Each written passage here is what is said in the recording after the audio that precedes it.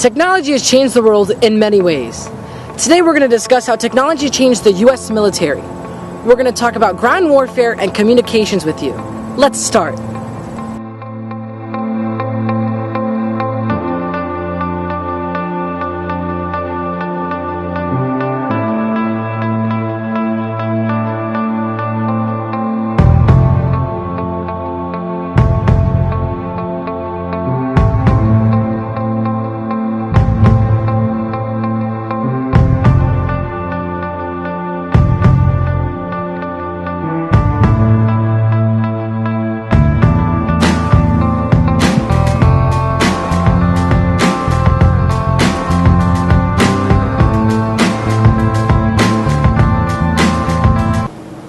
Let's talk about some older versions of ground warfare. This right here is the M42A1 Duster. These could reach speeds of 45 miles per hour on the road. They coined the name Duster when they went over dirt roads and the dust picked up everywhere. These were deployed in 1953 during the Vietnam War as an anti-aircraft weapon. Let's go take a look at these guns. These guns right here are the twin 40mm Swedish self-propelled gun. They had clips that held 4 rounds, and they were shot off at a blistering 240 rounds per minute.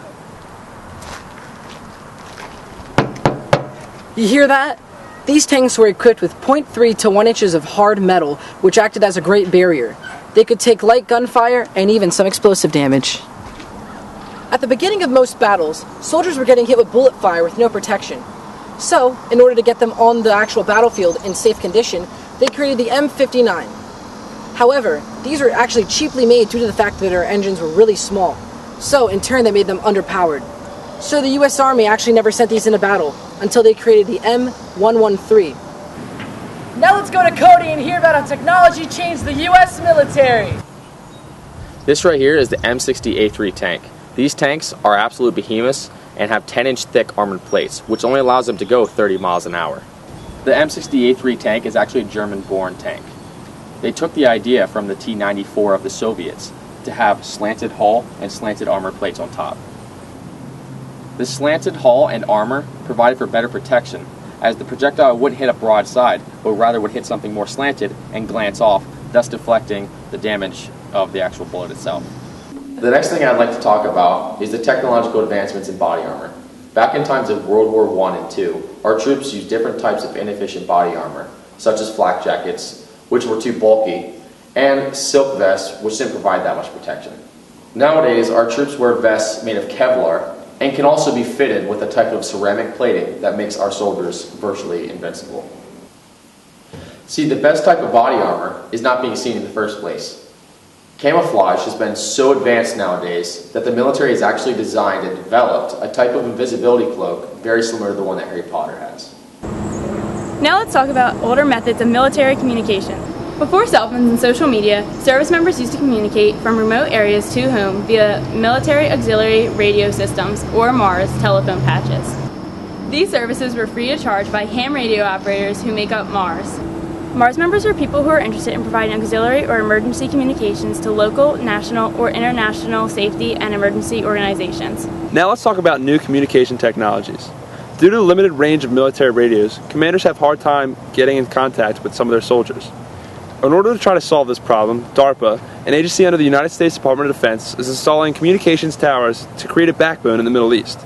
These towers will be placed in forward lines and on high ridges in order to broadcast signal strength. Another one of DARPA's programs, called the Military Mobile Hotspot Program, utilizes drones, also known as UAVs or unmanned aerial vehicles, in broadcasting mobile hotspots over combat zones. By flying these drones over the combat zones, military instructors can communicate with soldiers on the ground by using gigabit per second communications with the ground. Since the military can always rely on ground-based communications backbones, they needed to implement a new way to communicate with soldiers on the ground. To do this, they are using free space optical platforms, which are basically drones that fly at about 60,000 feet and can broadcast Wi-Fi to about 100 kilometers. This is basically a big plane that flies really high in the sky and gives everyone Wi-Fi below. It is a secure communication between troops and their commanders. Now that you watched this video, you should know a little bit about old ground warfare, A little bit about some newer ground warfare, older communication technologies, and some newer communications technologies. Thanks for watching.